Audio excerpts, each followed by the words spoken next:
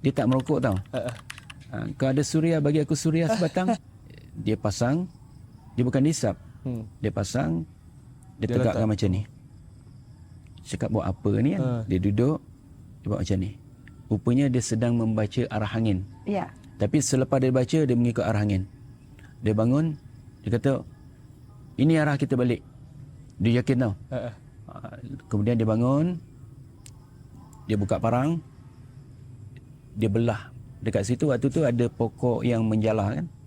Seperti pokok-pokok hutan yang memanjat tu lah. Macam akar-akar tu kan.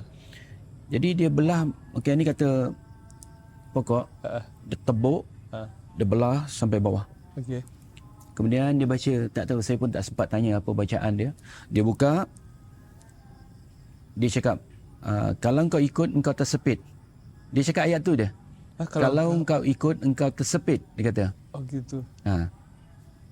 Lepas tu dia pun langkah. Dia buka benda tu, dia langkah masuk kepala, masuk kaki, dia lepaskan diri, dia pegang. Cepat, dia kata. Okey, semua dah keluar. Dia tahan. Ingat, kalau kau ikut engkau tersepit, sepit dia lepas. Dia. Pak, pokok tu tertutup balik. Lepas tu sampai di depan tu, pokok apa? Pokok pakis tu ditebas. Baru nampak jalan. Wih. Dia dah cakap, aku dah agak inilah jalan aku tadi ni.